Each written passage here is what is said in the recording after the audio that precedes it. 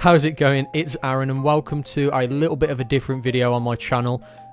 Firstly, it's amazing how I'm uploading anything at all because, as you guys probably know by now, I'm the laziest guy on the planet.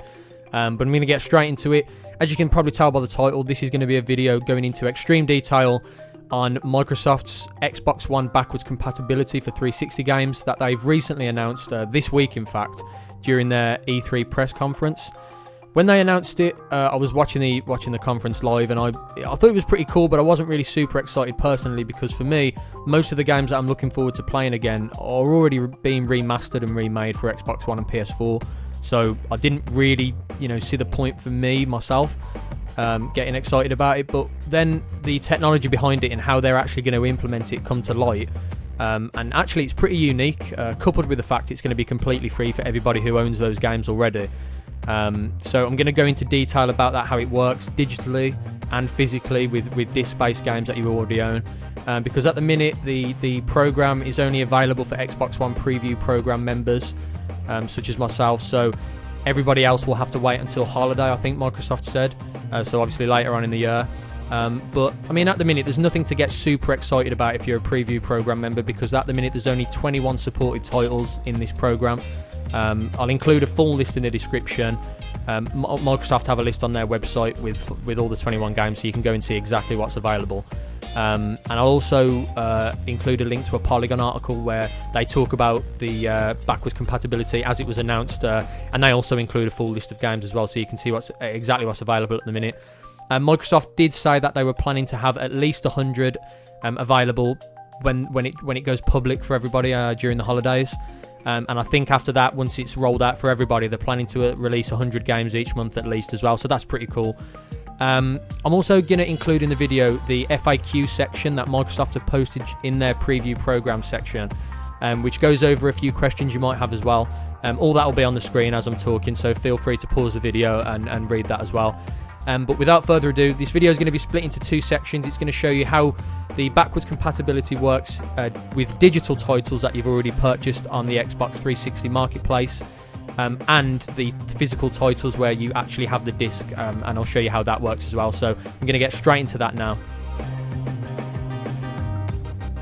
The first way to play your old 360 games on your Xbox One is digitally, and this is by far the easiest way to do so.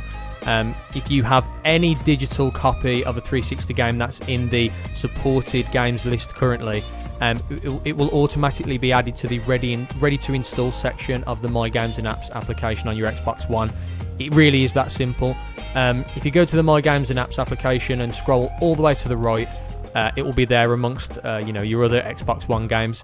So literally just click that. It will ask you if you want to install it. Select yes, and you're good to go.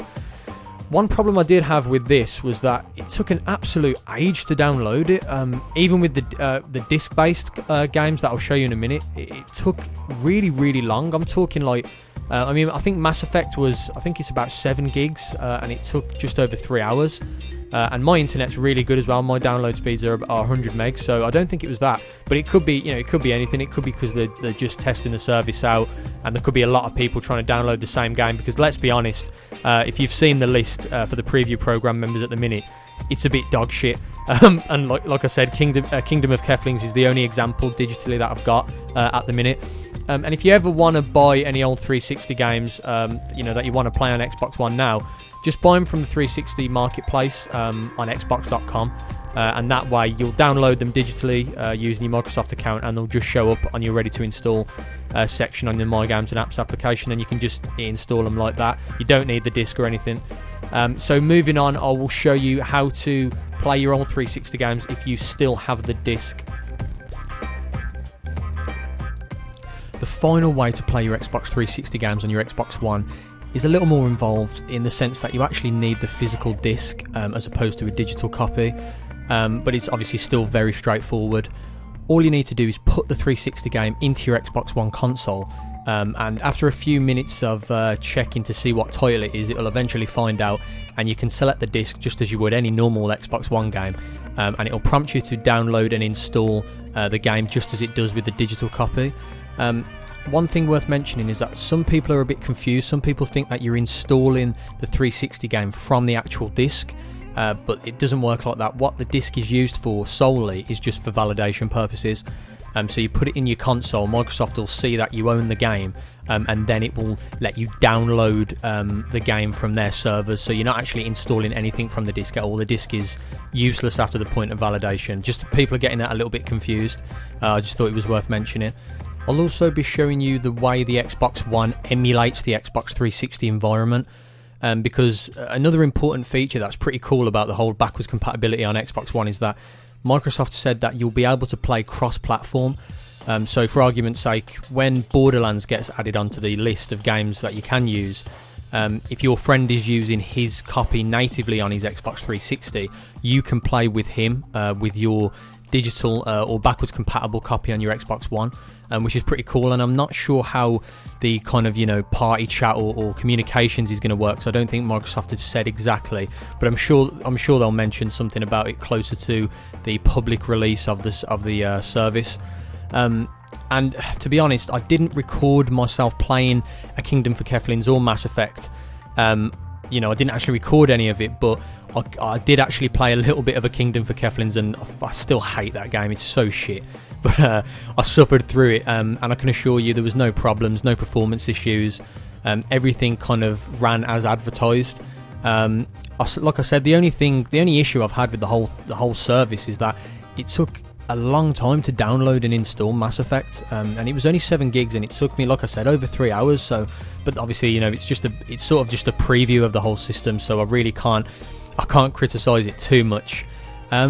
But honestly, that's it. It really is as simple as that. I just wanted to make this video to kind of show you how it all works, because I know when people talk about it as opposed to showing you, it can be a little bit complicated, and you can't really understand how it works exactly. So that is about it, to be honest. I just want to say, you know, thanks for watching the video. I hope you did find it informative and entertaining.